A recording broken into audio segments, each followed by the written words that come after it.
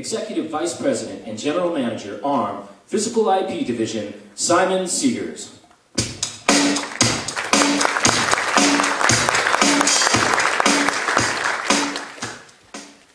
Good morning, everyone, and welcome to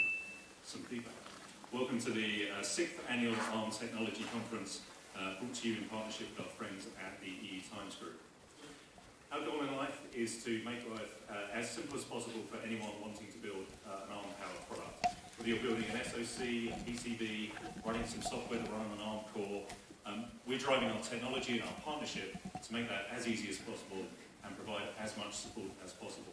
And that is why we run this technology conference each year, to bring the partnership together, which plays an incredibly important role in that, together with users of ARM technology, so that we could share knowledge and learn from each other.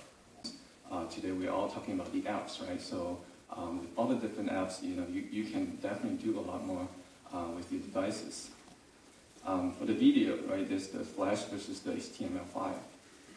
And then how you are streaming your data, your video data, right? So you might want to have multiple formats of your data to be transferred together at the same time. The 1080p is right now is almost becoming a standard, and then just recently, the 3D is also becoming something that that we think is going to start kicking off. Client. This is basically what kind of platforms for the devices, right? So we talk about smartphone, we talk about tablets, what kind of connected devices, like the set-top boxes, your DVR, your TV, your refrigerator. So so basically, you can think of there's just so many things that you can think of that that we want to use to be able to have access to our content. And finally, the computing, right? So we have a big range of devices, and some require more processing power than the others. So, but we know for a lot of, especially consumer electronics, you can think, the CPU technology, your 2D, 3D graphics, your video accelerator.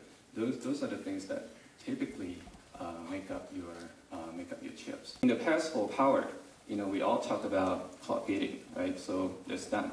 And then we talk about, dynamic voltage scaling and the frequency scaling. So that's all done, right? But in order to be able to use, the same chip to power the different devices without really, paying for the power that you don't need to pay for, the other thing is the power gating. So your chip design is really becoming very complicated. So now we have power domains all over the place.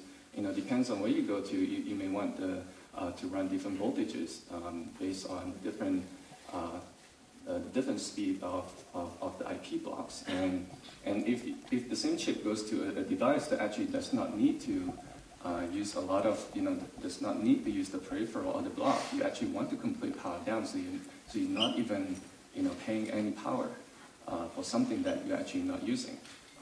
So this is definitely something, that we have been employing in our chip implementation, and I'm sure throughout the conference, you're going to be seeing, a lot of seminars and sessions actually going to get into detail how exactly, you're implementing your multi-voltage, multi-domain type of thing, right? How you're doing the implementation.